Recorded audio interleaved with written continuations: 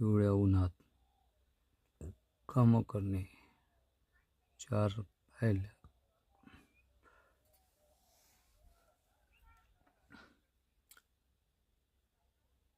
तण चण्याचे गव्हाचे मिळाले पाहिजे.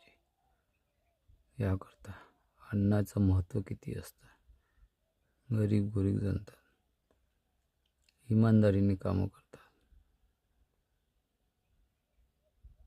घामाचं पाणी करतात, तेव्हा कुठं देशाला भेटते. देशाला किंमत किती. एखाद्याची पगार वाढवणे,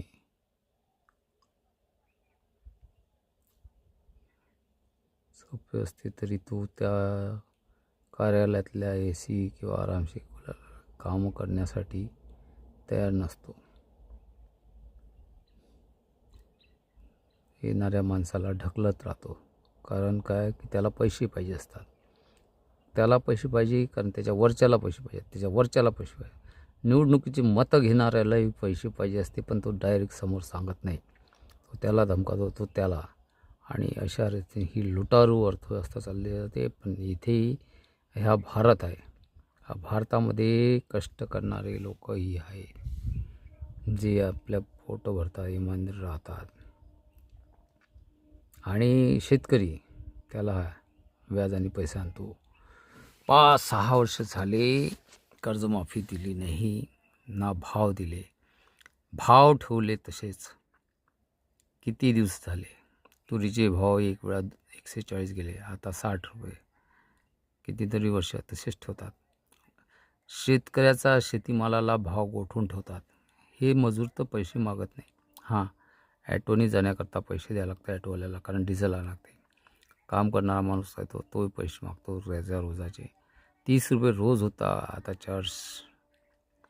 400-500 रुपये रोज आहे. तरी तुरीचे भाव 30 रुपये, चण्याचे भाव 5,000. कोण जातो नाफेडमध्ये? नाफेडमध्ये टाकण्यासाठी मुदत गेलेली आहे. तुम्हाला आता वही नाही मिळणार. आणि कोण थांबणार? त्यांचं पेमेंट यासाठी 1 महिना. आणि 5% आहे. हे विकताना सोनं विकलं गेलं, कारण बँकिंग प्रणाली ते 6 वर्षापासून बाहेर असणार. काय करणार शेतकरी? मग दरवर्षी आणायचं, व्याजाने आणायचे. त्यानंतर ते द्यायचे. हे सगळा शेतीमाल विकून द्यायचा, तरी पैसे कमी पडतात. 4.5 लाख 5% घेतलेले